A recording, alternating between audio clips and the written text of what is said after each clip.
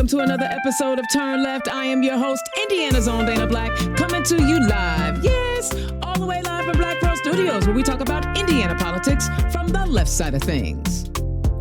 All right. Welcome back to another episode of Turn Left. Indiana's own Dana Black, bringing you the candidates from across the state. A lot of times I'm meeting folk I have never met before, and they're first-time candidates or they're returning candidates. And the cool part about the format that I have now is that, people are wanting to tell you their stories because they want to see if they can get the help that they need. And that's what we're doing here at Turn Left, is bringing you the candidates so you can find out who is on the ballot from across the state that you can help out, who you can volunteer for, those fresh new voices. And so today we've got on our show Ashley Hammac, who is running for House District 16. Ashley, welcome to the show. Thank you for having me, Dana. Appreciate you having me. So I got to ask, Ashley, first question out the box. You and I have something in common, very, very unique in the fact that we have a unisex name. Yeah. Oh. Yeah. It's pretty cool. Yeah. I honestly, I didn't even think about yours as being unisex, but that's definitely been interesting. I'll say that.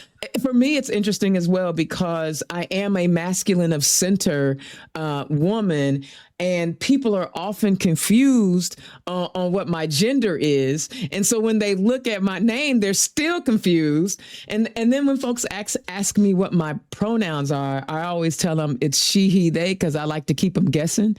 It is way more entertaining that way. So I don't know. I just thought it was cool that you had a unisex name like me. So tell the people who you are and where you come from. My name's Ashley Hammac. I live in Brookston, Indiana. That's in the southern edge of House District 16, which covers White County, Pulaski County, Stark County, and Jasper County. Okay. And that's Monticello, Rensselaer, Knox, and a couple other small rural towns and communities all throughout this area. Just north of the West Lafayette Brookston exit, if you're heading up on 65, you pass by. Actually, Brookston has two exits on the interstate, let's say, and West Lafayette just has one. Okay. So, yeah, we're moving and shaking up here, and it's very rural, very ag centric. I've been in Indiana since 2013. Mm-hmm. I haven't been in this district for that long, but I'm getting to know people and getting to know what the issues are. One of the issues that is... Well, before we get there. Okay, sure. We'll talk about policies in a minute. All right. So what brought you to Indiana? Actually, it was like whenever I was married, my ex got a job here at Purdue and I followed her. We had a deal where whoever got the first job offer after graduate school, we both, were in graduate school, and whoever got the first job offer, the other one would follow. So she got an offer at Purdue and I followed. So I've been here ever since. And you stayed. So did you kind of fall in love with the area? Was there something about the space that you just liked, or? I do like the idea of raising kids in Indiana. I think it's a good place to raise kids. From compared to where I grew up in a city in Montgomery, Alabama, and it's a lot different. I really love the rural atmosphere environment, and I kind of growing up in that city environment, I kind of got, I had enough of that hustle and bustle type of environment where, there's just lots of people around. So I've been gravitating towards rural communities and stuff ever since I left home. But but yeah, I enjoy living in Indiana, and I really what I really appreciate is the good public schools. Hmm. And yeah, like, well, we'll get Yeah, there. we'll get there. We'll get there. So, listen, Montgomery, Alabama, is got a lot of history. Oh yeah. Sure. When it especially comes, to civil rights and the movement and so on and so forth. Did Yeah. a lot of what you grew up there, and yeah, I can understand not wanting to be in an urban space, but how did that city shape you? Well, it did. It did, in fact, shape me in a lot of ways. Like, okay, so let me first start by saying my mom grew up in a rural community and she moved to Montgomery in the mid 50s. Mm, She graduated from high school in 1954. She moved to Montgomery in the mid 50s. And so it was like, it was a hotbed mm-hmm, right when she was there of like, a lot of social change happening. She witnessed the George Wallace speech of, mm, segregation now, segregation tomorrow, segregation forever. And then, like kind of everything that led up to that. She was there for the Selma to Montgomery March. She was there mm, for the bus boycott and Rosa Parks. mm, Um, so I've heard all those stories from my mom's perspective, all growing up. And of course, we learned about it in the history books, in school. Um, all of my schooling was under like desegregation and busing. mm-hmm, So I've grown up around a very diverse mix of people, which I value to a mm-hmm, great mm-hmm. deal. And but like it's kind of weird because like a lot of people from Montgomery, their city, they got that city like Mhm. mindset, but they're Mhm. also country. Mhm. Like everybody from Montgomery has got kin folks that's out in the country, so we all kind of you know grew up kind of hybrids of Mhm. like between city and country. So like that was definitely my childhood.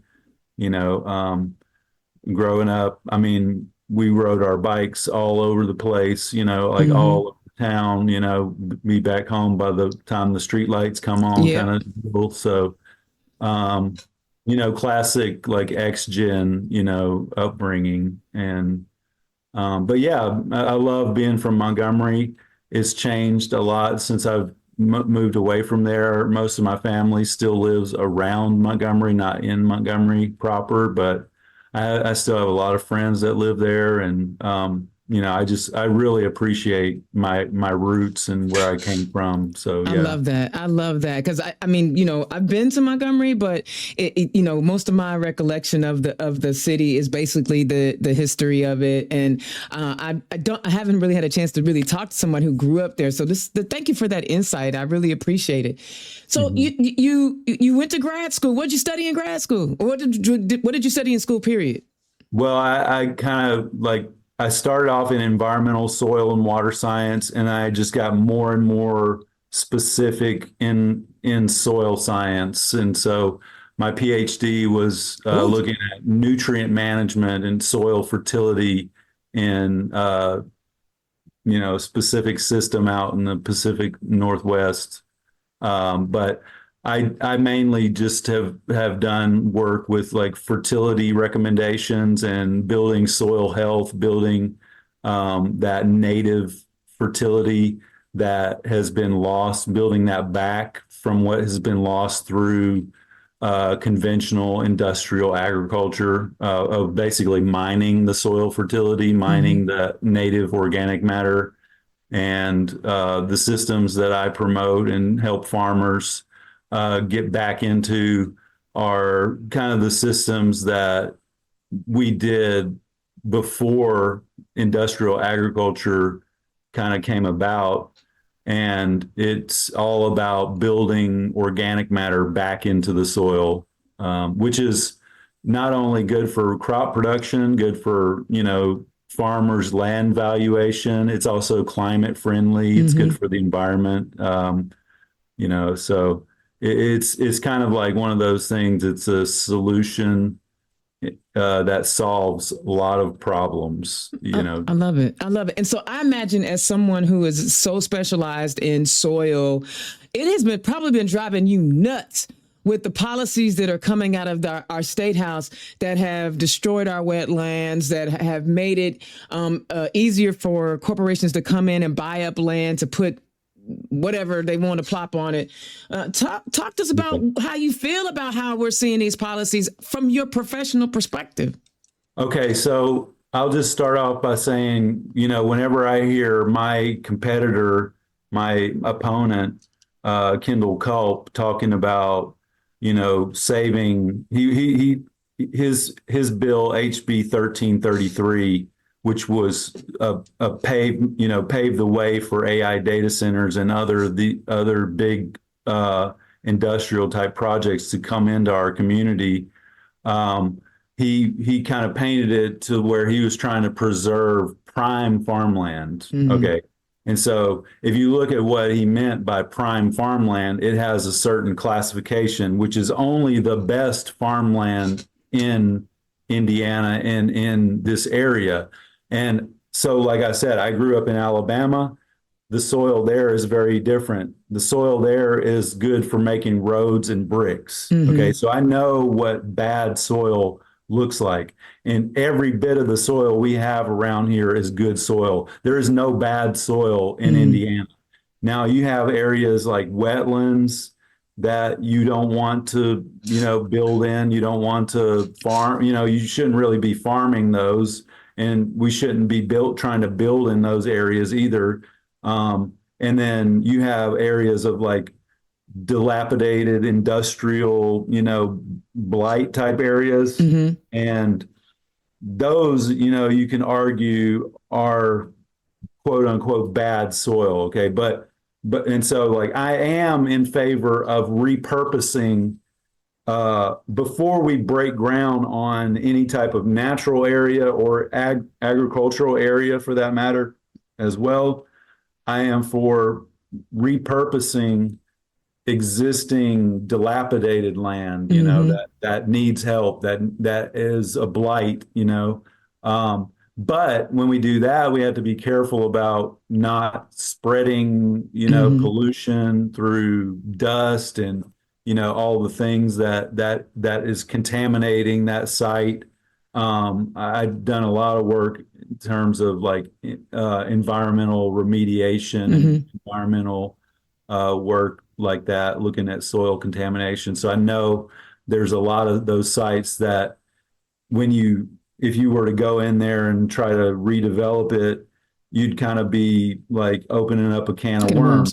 Well, we need to do that. We need to clean up these sites. And there's, you know, we basically need to start holding these corporations that have made all the profit and left these sites in a dilapidated state. We need to start holding their feet to the fire and getting some of that profit that they've made. You know, it's not like we can't continue to slash and burn. Like the slash and burn method of development and like the extractive type of mentality that has gotten us to this point, it's just not going to work. You know, not everybody has the same technical expertise, but we can all kind of see like this is not working for me. You know what I mean?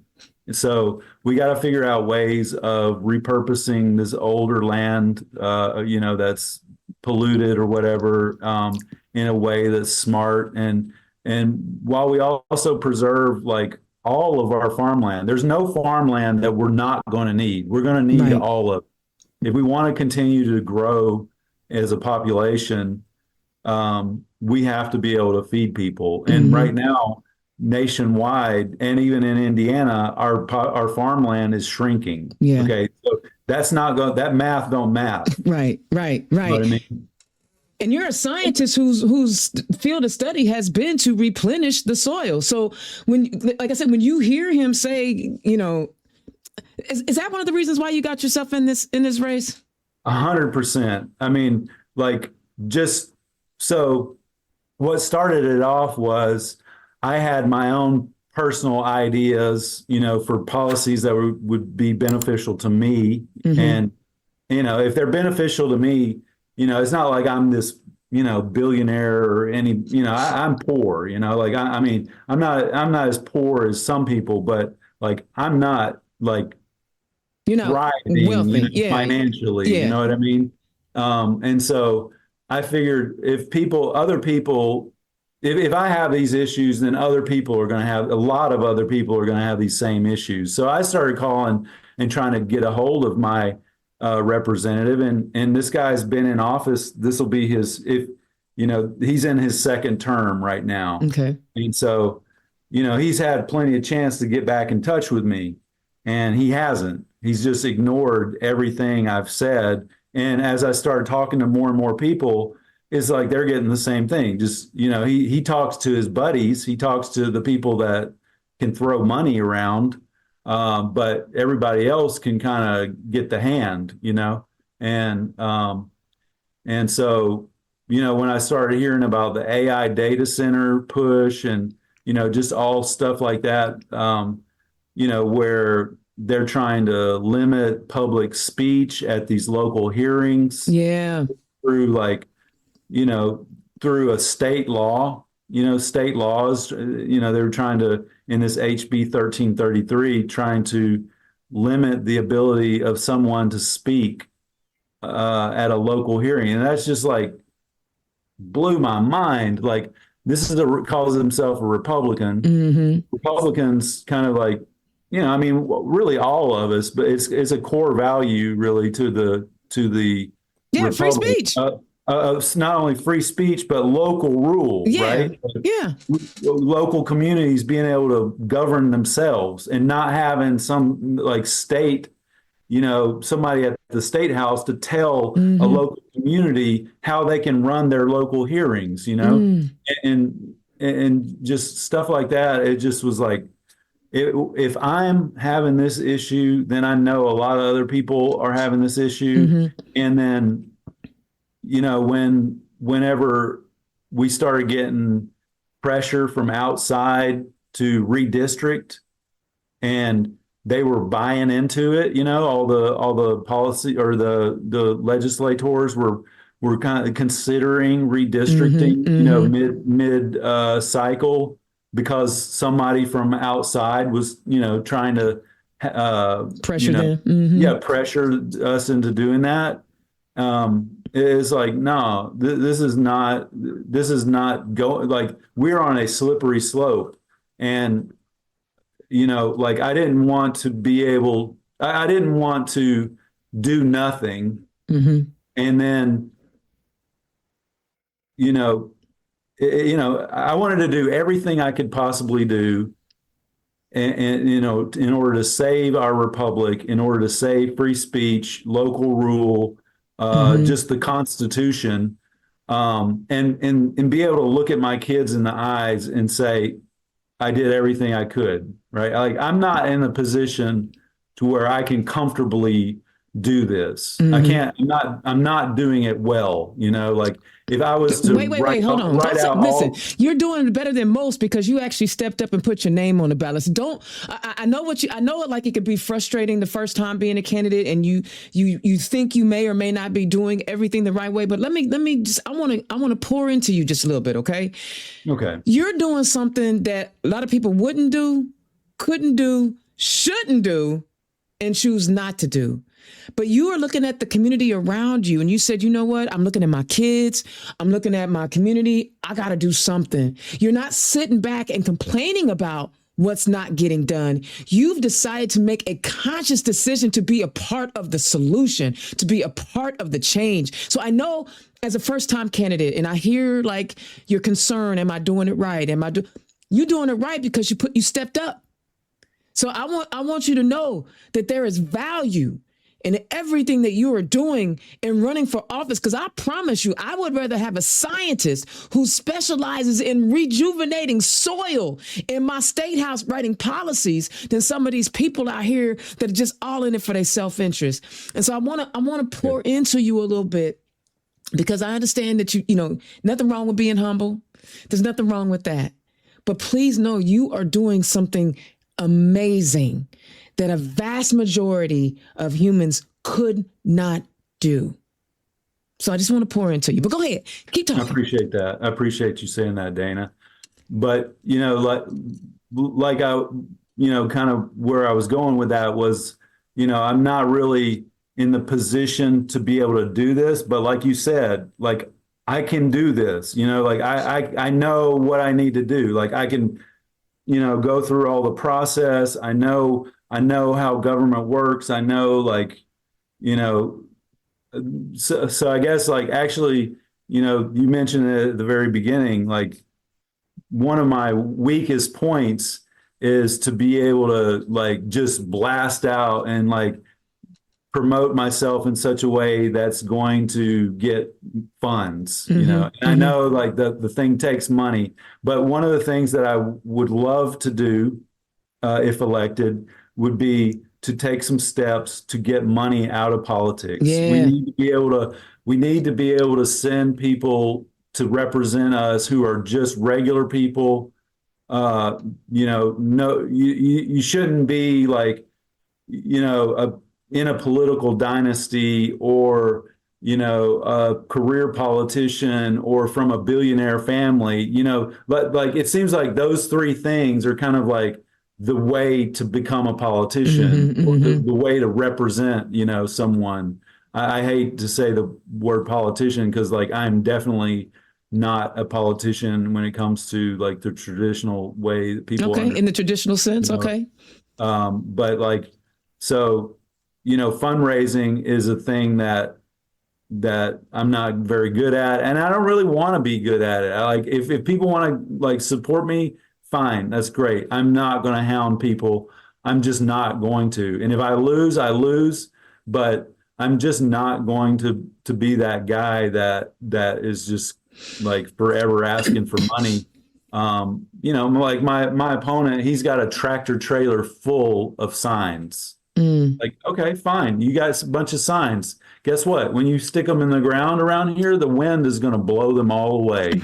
So let's stop for a second. One of the things that I like to tell candidates, first-time candidates, I understand the idea of saying that you're not a politician. I get that, because being called a politician has a negative connotation, because people say, well, politicians lie all the time, or whatever it is that they associate.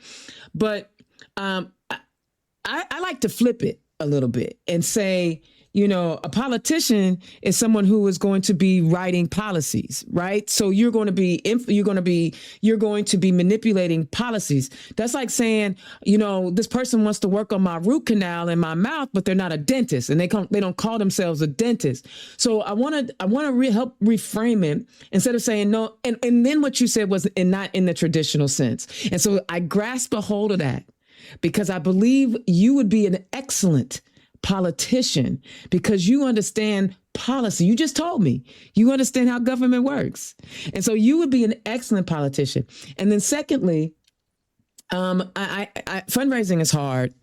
And one way that we can get money out of politics is getting elected. And we have to live in the moment that we are.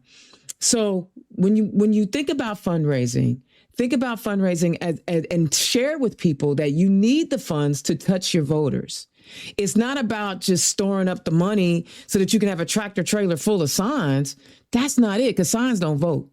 You need to be able to put gas in your car so that you can go knock doors in rural areas. You need to be able to give your volunteers some gas so they can go knock doors for you. You got to show up at events. All of those things take money.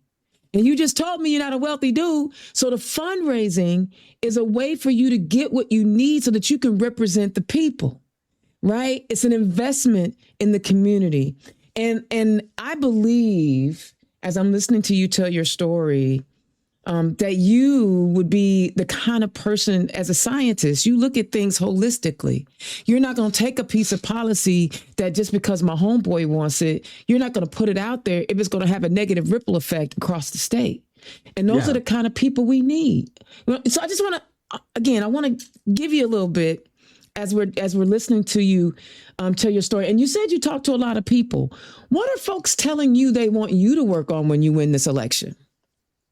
Well, I have solicited ideas from people, and I've gotten, I've gotten a good amount of feedback. But what is first and foremost, most on everybody's mind around here is the data centers. They want that to stop, and they're really kind of already upset about the wind farm and the solar farms that have been put in.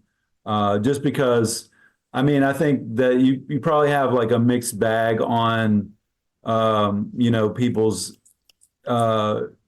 ideas on renewable energy, right? So like, and I'm sensitive to that. Like I'm an environmentalist. I can't help but be that way, having like the career that I've chosen. But I also see, we need like we need sustainable energy, right? So, if renewable, the way we're doing it isn't working, then we got to figure something else out. But first and foremost, I think what people are upset about in this area is big development coming in and just ramrodding their way in and shutting down the public, any type of public input. And so that's one of the things I'd like to work on. I know that we have, issues surrounding education. Like there's a bill that passed that is going to slash education funding. SEA one, yeah. Yep,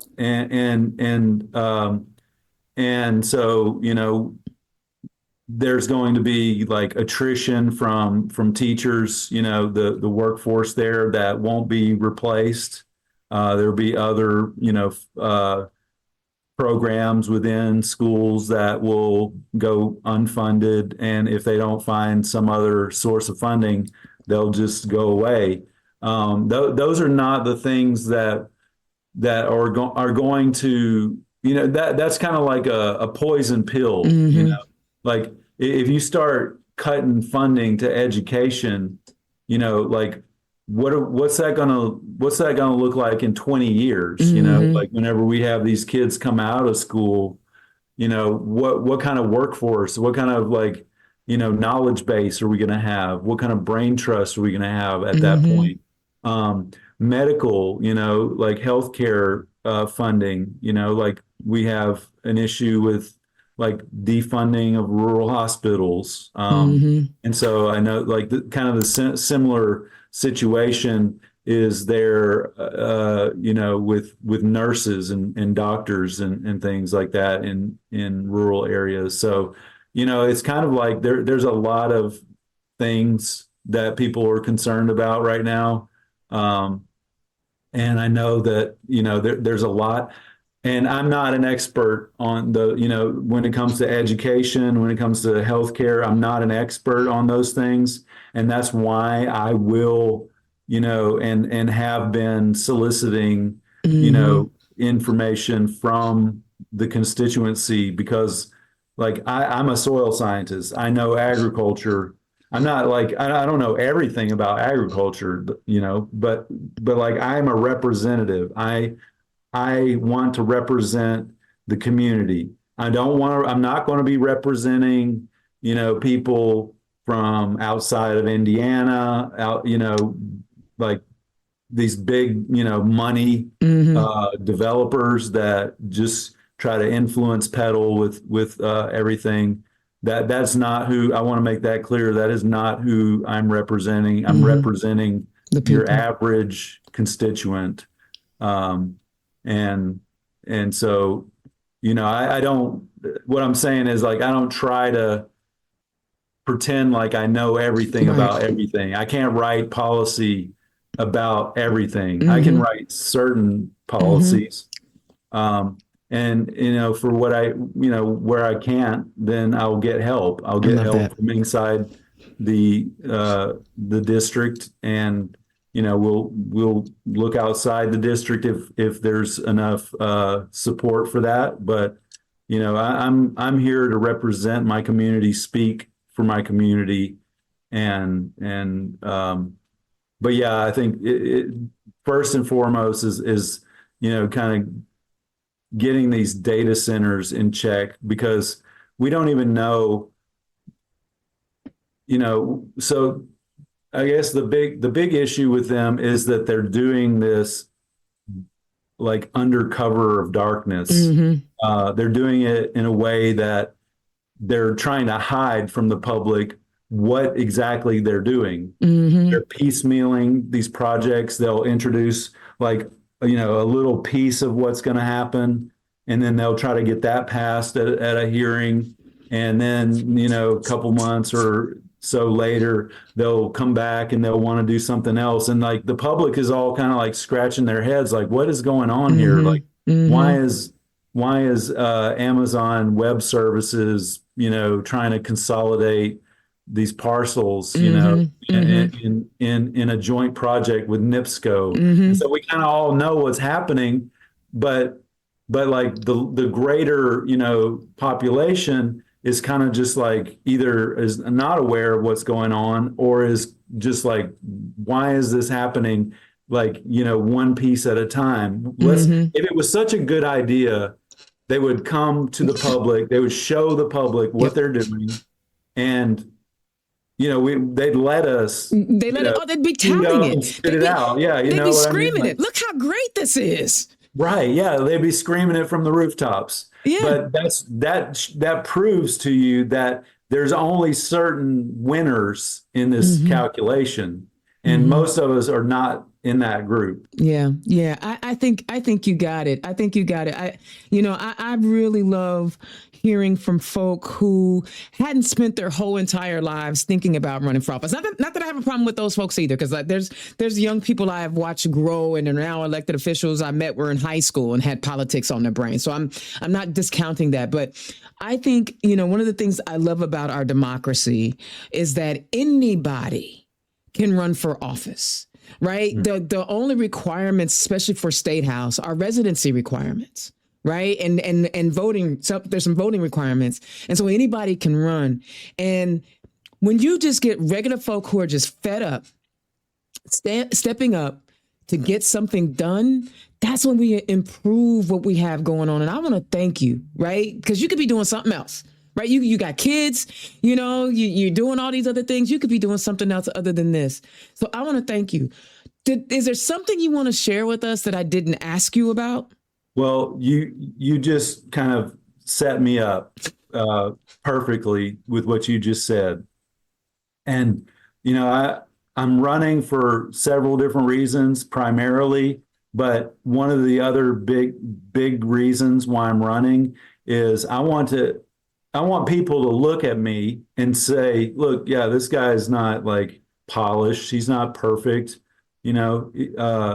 He's got maybe some good ideas, whatever. But I want people to look at me and say, yeah, like, I know this place better than that guy, or I've been here longer than that guy. I know what's going on better than that guy. I can do that. I want people to look at me and be inspired as just a regular person to step up, because that's what we need. We need people to, en masse, to step up and run for office. And that's the only way we're going to get rid of these power mongers. I understand, maybe not everybody can run. They got, different life situations. Life happens and not everybody can do that. But not everybody's job is going to let them run. Right, exactly. But like, if you can't run, then find somebody that you can support. If you can't, make sure, here's another one, Dana. Like, are they making it easy for people to vote? No, they're not making it easy for people to vote. But when somebody tries to take your vote away, what does that tell you? Right. Tells you that your vote matters. And when somebody tries to take something like that away from me, you best be damn sure I'm going to vote. Yeah. I'm going to find out how I need to vote. and Oh my I'm gosh. going to vote. You are not going to take my vote away, period. And so I want people to listen to me and think, look, they're trying to take your vote away. They're trying to tell you your vote doesn't matter. Why? Why are they trying to tell you that? Because exactly the opposite is true. Your vote matters. And they're scared to death you're going to vote. They're Mm-hmm. scared to death. And they're doing everything they can do to take your vote away, make it harder for you to vote, call your vote into question. And Mm-hmm. when you look at, voter fraud and all this stuff that they're using as excuses, it's a non-issue. It's a Mm-hmm. non-issue, right? Mm-hmm. But run for office. If you can't run, find a candidate that you can support. If can't, maybe you can't do that, you can vote. You Mm-hmm. can get to know the issues. Like we have to have people that are aware of what is going on. We have to have people that want to take hold of our form of government, our form of self-governance, and preserve it. It wasn't perfect. It was never perfect to start off with. Like there's a real smart guy that said, the arc of the arc of Yeah, the arc of justice, the arc of it, leads it, toward. Yeah, we're yeah, both screwing it up. bends towards Yeah, justice, yeah, right? that bends towards justice. That's it. That's it. Arc. Yes. So, it ain't perfect, but it was a slate. It was a Mm-hmm. palette. Mm-hmm. The founders gave us a palette Mm-hmm. to paint the picture that we want to paint, Yeah. and we're still painting it. Yeah. Yeah. And so we have to do what we have to do. Yeah, I love it. I've really enjoyed this conversation because it's super nice to meet you.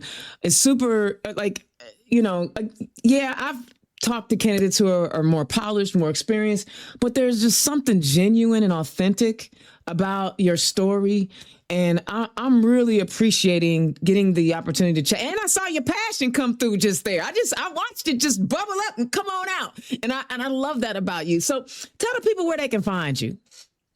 Okay, well, so my website is Ashley for Indiana House. So let me back up. Okay. It's Ashley, the number 4, Indiana House, and then the number 16.com. Okay. That's my website. And then I got a Facebook account that's Ashley number 4, Indiana House 16. And then I have a TikTok that's, basically the same thing on TikTok. And I'm gonna follow you. yeah, so and I have an Act Blue account. It's available. The link is on all my socials and on my website. I think it's Ashley Hammac 1. If you type in all like the Act Blue, then hashtag, it's like Ashley Hammac 1, I believe, something like that. So if people want to give, I surely would appreciate it. And yeah, let's do this. I mean, the time is right. The time is right for us all to step up and reclaim what is ours. I love it. And that's how we're going to end it, y'all. Ashley Hammac running in House District 16. Y'all, listen, that was I really enjoyed this conversation because it's very rare that candidates make themselves vulnerable. Did you catch that? Ashley made himself vulnerable to say, hey, I ain't never done this before. I ain't the best at it, but I believe in the democracy and I'm going to keep fighting for it with what I can do. If that don't move you, if that don't want to get you involved, if that doesn't make you want to go to Ashley's website and sign up to be a volunteer or click his donate link that's listed right below to help him win this election, I don't know what you focused on. I listen to y'all on a regular basis talk about how we need change. Well, change only happens if we get to work and make that change happen. And that's what Ashley is doing. He's a dad. He's got a job. He's learning on the fly on how to run a campaign. Even in this interview, right? But our job as people who believe in this movement is to help folks like Ashley. If you know and you see that Ashley doesn't, are you offering that knowledge or are you just trying to keep it to yourself? Help Ashley, donate to Ashley, and become a volunteer for Ashley. Because I believe he's the kind of folk we need in our state house, someone that can look at our environment and look at our soil and learn how to replenish it versus dumping more stuff on top of it. Like he said, the math ain't math. And when you think about we're losing farmland but growing population, how are we going to feed people? How are we going to feed them? I am moved by this conversation today. I'm really moved. So please help Ashley win. Please help in any way you can. Okay, donate, become a $5, $10 recurring monthly donor. Whatever you can do to help him out. All right. Indiana's own Dana Black, turn left. Thank you so much for tuning in. I will holler at you next time. Peace. Turn Left is the property of Black Pearl IT Solutions, executive producer, Indiana's own Dana Black. Music by Dorian and 22 from Pixabay.